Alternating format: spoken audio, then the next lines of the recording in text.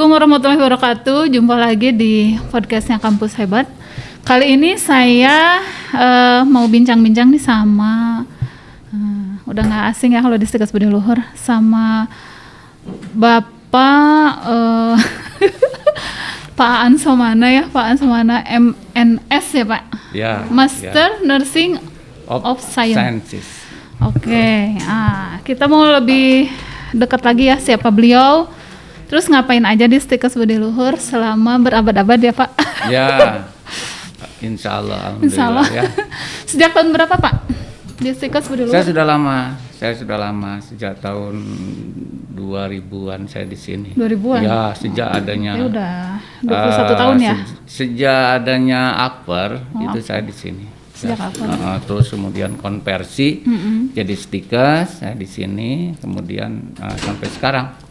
Oh gitu ya. Ya. Berarti mengikuti jejak perubahan-perubahan ya dari Akper, Stikes sampai beberapa prodi. Iya betul sekali.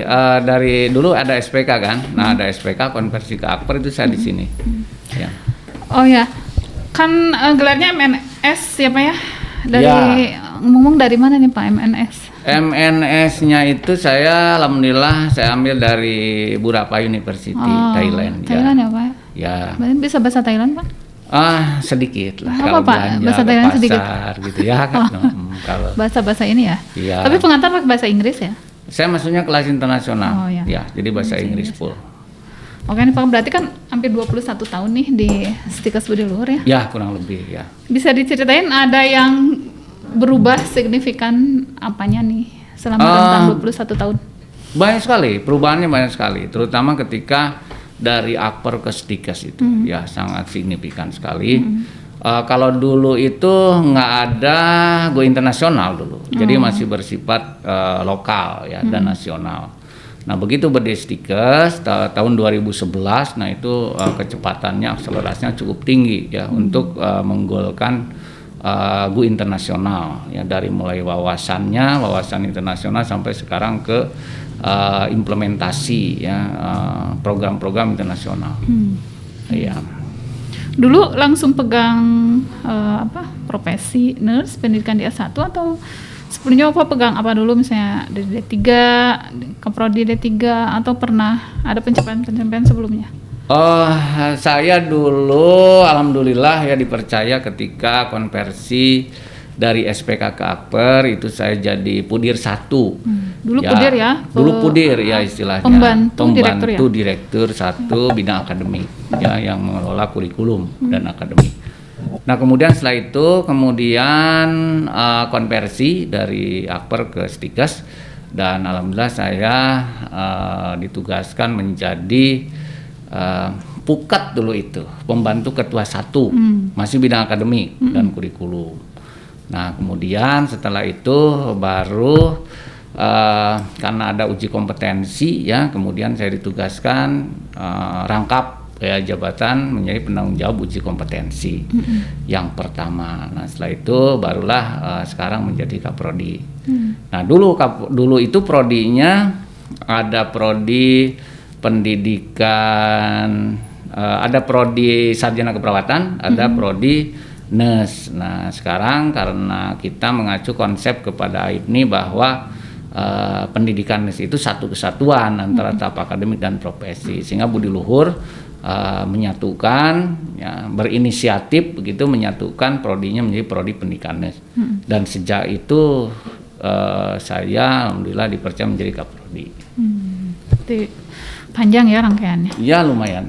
Oke Pak, ini saya suka penasaran ya, kenapa dalam tanda kutip ya, keperawatan itu kenapa nggak langsung S1 seperti di luar negeri? Ini rangkaiannya mulai dari SPK di tingkat mungkin sama dengan sekolah menengah umum ya, sekolah perawat kesehatan setingkat SMA. Lalu habis itu muncul D3, habis itu muncul S1 profesi, pendidikan profesi dan seterusnya.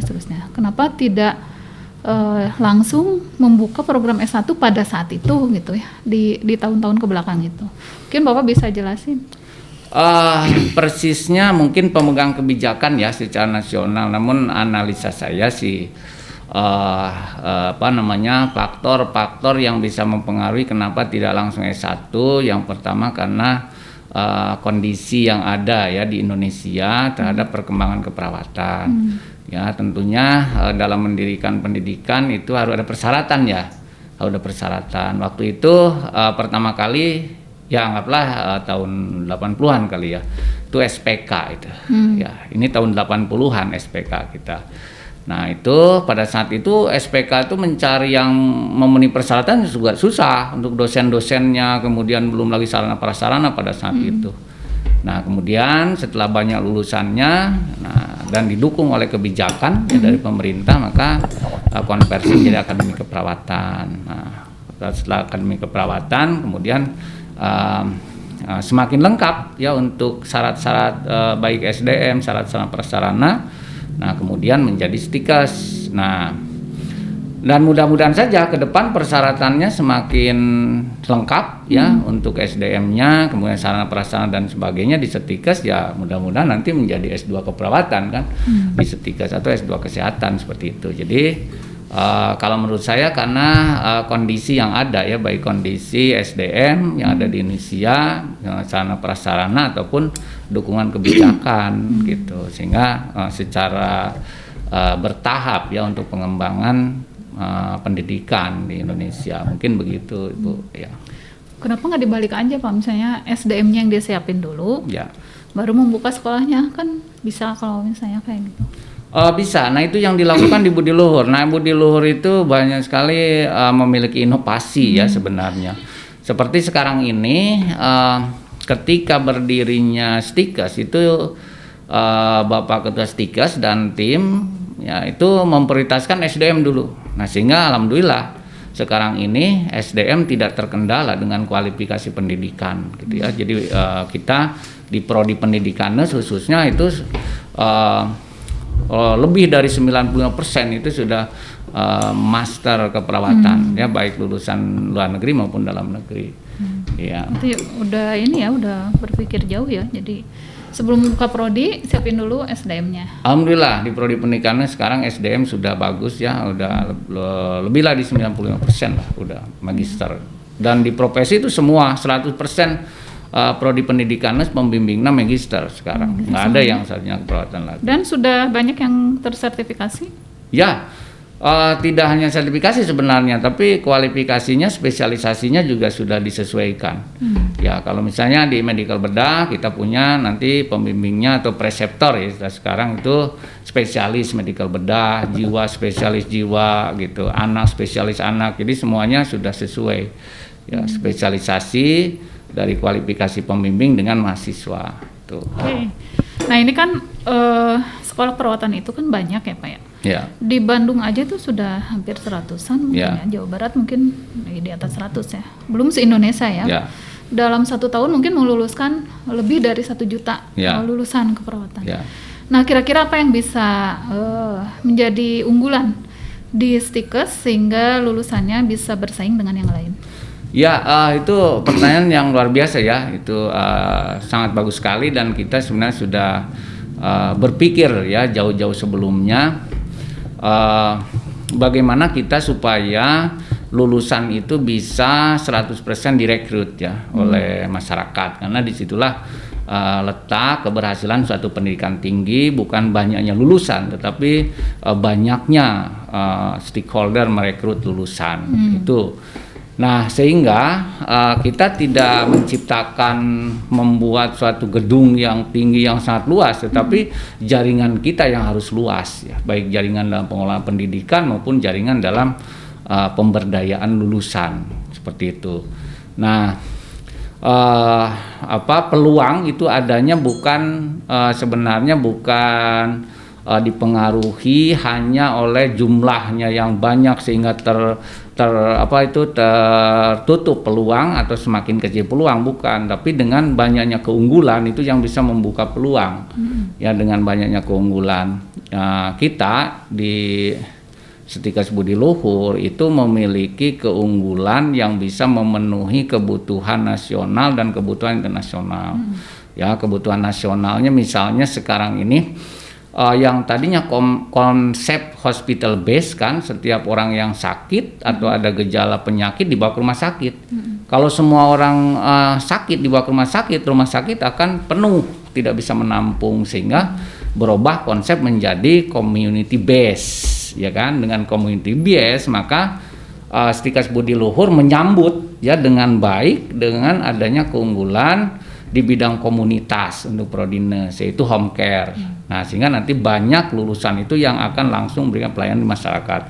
Nah, kemudian selain itu juga menyambut baik dengan adanya internasional ya, dengan adanya program kita keunggulan yang sifatnya go internasional. Oke, sebentar Pak. Tadi kan home care ya, home care di lokalnya, di artinya region kita, kemudian yang di luar negerinya tadi salah satunya adalah apa Pak? Program Go Internasional. Program Go Internasional. Untuk lebih jelasnya lagi seperti apa, kita ada yang mau lewat dulu ya. Oke, kita kembali lagi setelah yang berikut ini.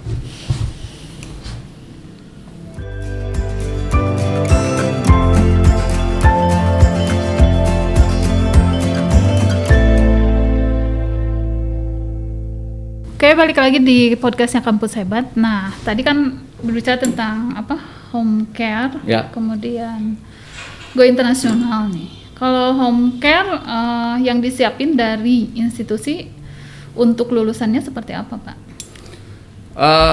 Kita memberikan muatan-muatan pembelajaran dengan adanya mata kuliah home care, kemudian ada praktek home care, kemudian juga ada pelatihan-pelatihan dari institusi ya, kita kerjasama dengan institusi yang mengelola home care. Artinya lulusan dapat disalurkan ke pengelola home care. Jadi tadi kan ada kerjasama dengan pihak kedua ya yang memiliki home care.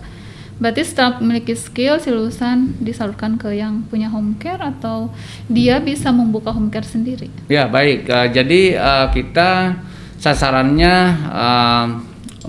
mendirikan home care. Jadi mahasiswa itu harus siap ya untuk mengadakan home care, baik di lembaga home care maupun menciptakan home care sendiri.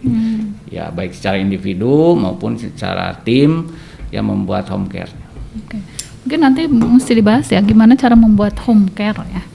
Karena kan mungkin persyaratannya banyak, ada harus punya SCR, tempat dan lain sebagainya. Oke, yang kedua yang itu tadi Pak yang Go Internasional. Kayak gimana tuh Go Internasionalnya? Go Internasionalnya di Prodi Pendidikan NES itu sudah sejak tahun 2011 ya, secara bertahap kita kerjasama dengan luar negeri, yaitu dengan Filipina dan Thailand awalnya ya, dengan Filipina dan Thailand. Nah, kerjasamanya meliputi Tridharma Pendidikan Tinggi, ada yang kerjasama dengan luar negeri, dengan institusi di Filipina, ada pendidikannya, kemudian ada penelitian, kemudian ada juga pengmasnya. Nah, semuanya sudah terrealisasi, alhamdulillah. Nah, termasuk kegiatan-kegiatan seperti student exchange yang mungkin sekarang ya, hari ini kita Budi Luhur akan mengadakan student exchange dengan beberapa negara, bahkan sudah berkembang lagi ya, tadinya itu 2 negara ya. Filipina, kemudian Thailand ya, kemudian tambah lagi ada Malaysia, sekarang udah tambah lagi ada Uni Emirat Arab ya, kemudian ada Pakistan, Kairo, itu sudah direalisasikan ya dalam kerjasamanya. Nah, kemudian ada program transfer kredit juga, ini sudah beberapa angkatan ya sudah dilaksanakan, dan mahasiswanya sudah lulusannya sudah bekerja di luar negeri ya, artinya kita sudah betul-betul sudah bisa merealisasikan dari mulai program pembelajaran sampai ke pemberdayaan lulusan gitu. Itu kalau yang tadi yang apa Go Internasional yang pelatihan, kemudian riset dan lain sebagainya. Nah, kalau untuk si mahasiswanya sendiri itu di semester berapa dilakukannya? Lalu bagaimana persiapannya? Apakah butuh biaya banyak atau Tidak Biasanya terlalu. mahasiswanya tergantung kita programnya ke luar negeri itu ya. Kalau programnya student exchange itu bisa dari master tingkat 1 ya, tingkat 1, tingkat 2, 3, 4 ya, dan juga sampai ke profesional itu bisa dilibatkan untuk student exchange. Nah, kemudian untuk transfer kredit itu biasanya mahasiswa semester 5 ya, semester 5 kemudian semester 6 ya. Kenapa? Karena kurikulum kita dengan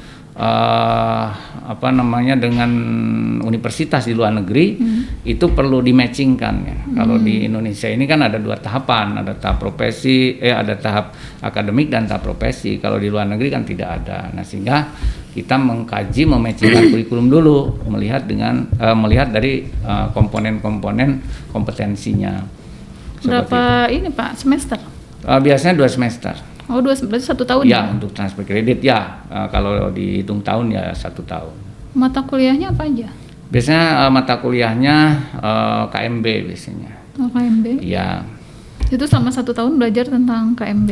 ya tentang KMB. Itu aja, berarti kembali ke Indonesia tidak perlu mengambil lagi mata kuliah KMB. Oh, tidak perlu lagi mengambil mata kuliah KMB. Hanya mungkin namanya itu tidak persis KMB. Jadi kita melihat dari kompetensi-kompetensinya. Mungkin similar dengan mata Ya, kuliah yang ada di sini. Ya, jadi kalau misalnya mata kuliah di sana ada 10 kompetensi, di kita ada 8 kompetensi misalnya, yang matching ya, itu bisa berlebih kan. Tapi kalau sebaliknya di sana ada di sini ada 10 misalnya, di sana ada 5, berarti kita ngambil 5 kompetensi. Nah, 5 lagi kita selesaikan di sini. Gitu. Mereka dapat ini nggak Pak? Apa namanya, ijazah atau transkrip atau sertifikat atau apa? Ya, tentu saja dapat transkrip dan sertifikat dari sana. Jadi ada salah satu mata kuliah yang transkrip nilainya didapatkan dari sana. Iya, betul. Bahkan ada yang penelitiannya di sana, kemudian presentasinya di sini. Oke. Nah, dampaknya sejauh mana nih bagi lulusan yang mengikuti program-program Go Internasional ini? Dampaknya banyak sekali. Dampaknya terutama di dalam memberikan peluang kepada mahasiswa untuk pemberdayaan lulusan. Ya, jadi kita kurang dari 3 bulan ini lulusannya udah bisa diserap. Nah, untuk program-program internasional ini mereka sudah siap untuk bekerja di luar negeri. Tidak perlu lagi ada ada pemantapan, pelatihan ya, persiapan ke luar negeri, tidak perlu. Dia sudah langsung bisa direkrut ya, seperti sekarang ini misalnya ada yang ke Arab Saudi ya, banyak yang ke luar negeri begitu. Bahkan yang ke Jepang juga ada, yang program intensif magang ke Jepang juga ada. Oke, menarik banget ini programnya. Artinya kalau saya dengar ada pembeda ya dari antara Stikes Budi Luhur dengan Stikes yang lainnya, karena program ini sudah berjalan berapa lama nih Pak? Sejak tahun 2011. Berarti udah hampir 10 tahun ya? Ya, sudah lama. Dan terus setiap tahun kita terus bertambah kerjasamanya. Ada rencana ke depan untuk program Go Internasional ini, apakah ada tambahan atau perubahan? Programnya kita seperti transfer kredit ya, itu sebenarnya langkah awal untuk double degree. Ya, diharapkan ke depannya nanti ada double degree, jadi 2 ijazah ya kita dapat, ya ijazah dari Stikes Budi Luhur dan ijazah dari institusi yang ada di luar negeri, itu ke depannya. Oke. Ada kesulitan nggak Pak ketika Stikes mencoba membuka program Go Internasional ini ya? Karena saya yakin ini perlu proses, kemudian perlu koneksi, networking dan lain sebagainya. Nah, sejauh mana Bapak mempersiapkan ini dan menyikapi tantangan-tantangan yang harus dihadapi? Kesulitan ada, tapi saya kira yang lebih banyak tantangan, tantangan ya, seperti misalnya penguasaan bahasa ya, kemudian kepercayaan diri. Kemudian selanjutnya juga sarana prasarana ya, seperti misalnya sekarang IT-nya ya, sarana prasarana harus disiapkan juga. kemudian dukungan dari kebijakan ya. Misalnya double degree ini belum bisa nih karena ada beberapa kriteria yang belum bisa dipenuhi. Yang bisa dipenuhi misalnya transfer kredit, nah seperti itu. Jadi ada dukungan kebijakan yang memang harus disesuaikan dengan kondisi kita. Seperti itu. Jadi lebih banyak tantangan barangkali. Ya daripada kesulitan ya. Tapi alhamdulillah selalu improve ya, selalu bisa mengatasi kesulitan, dan juga dosen-dosen kita tetap semangat ya untuk menghadapi tantangan global ini ya, karena kedepannya kita mau tidak mau dunia ini ya dalam pendidikan ini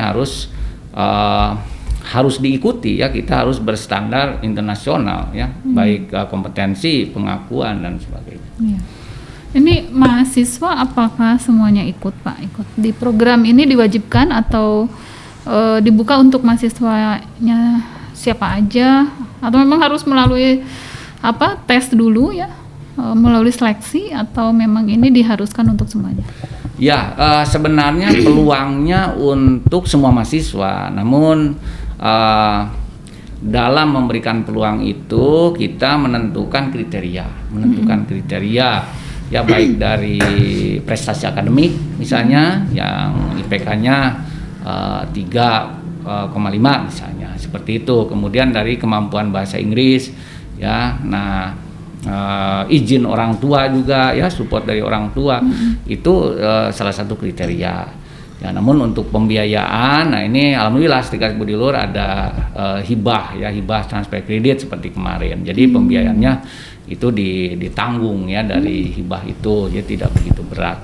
Nah, saya kira semakin mahasiswa itu prestasinya semakin baik ya, maka akan semakin terbuka peluangnya ya, karena kita memberikan peluang sebenarnya untuk semuanya. Tapi yang masuk kriteria tidak semuanya begitu, karena ya seperti tadi kompetensi, prestasi akademiknya, kemudian kemampuan bahasa Inggris, dan juga keaktifan dalam organisasi. Oke. Menarik sekali nih, saya pengen nanya lebih jauh lagi ya, tapi ini mau ada yang lewat dulu.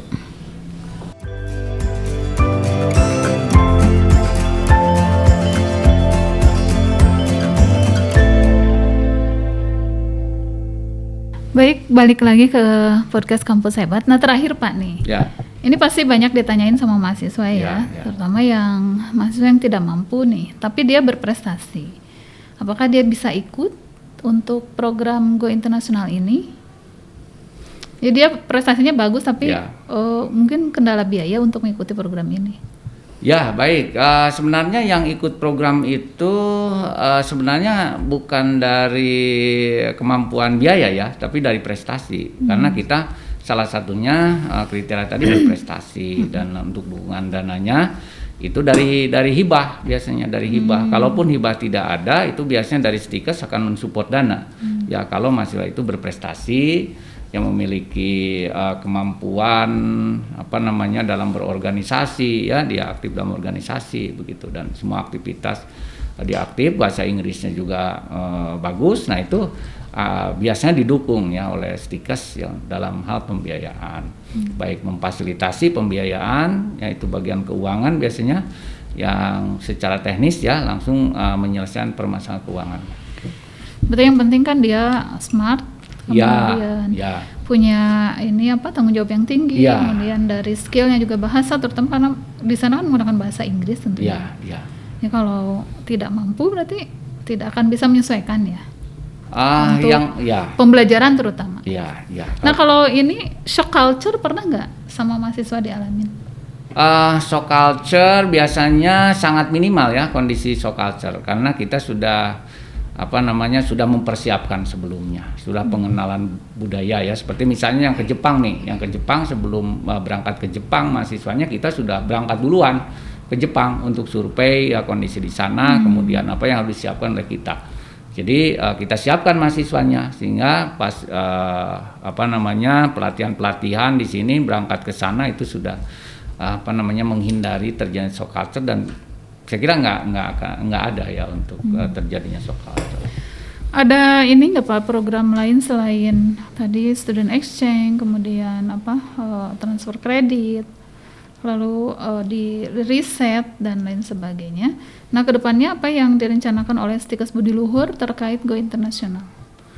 Kedepannya yang tadi ya kita tidak hanya diam di transfer kredit ya, tapi kita harus bisa sampai menembus ke double degree ya kita itu. Kemudian juga kita harus memiliki jaringan dalam pemberdayaan lulusan di berbagai negara ya. Kita sudah siapkan kerjasamanya dengan Timur Tengah ya, untuk pemberdayaan lulusan, kemudian dengan Jepang juga ya. Dan dengan negara-negara lain ya untuk pemberdayaan lulusan gitu. Nah, untuk pendidikan juga diharapkan kita tidak hanya sampai ke Filipina ya, tapi harus bisa menembus ke ke USA misalnya ya untuk kerjasamanya gitu untuk kedepannya, sehingga betul-betul Go Internasional ini bisa direalisasikan. Di kedepan akan ada program untuk double degree ya Pak ya? Insya Allah. Iya Pak, semoga berhasil ya Pak ya. Amin. Nah, satu hal lagi Pak mungkin ini terkait SDM ya, terutama dosen-dosennya. Kalau sudah membuka double degree, otomatis kan tadi yang master harus S3. Ya. Nah, sejauh mana Stikes memfasilitasi dosen-dosen untuk melanjutkan studi di jenjang doktoral? Ya baik, sekarang sebenarnya sudah difasilitasi nih, sudah difasilitasi dan juga tidak kaku ya dengan senioritas ya. Jadi setiap orang yang bersedia kemudian mencarikan ya dananya, ya, mencarikan sekolah tingginya. Nah kemudian sekarang juga bisa untuk daftar ya untuk melanjutkan pendidikan ke S3.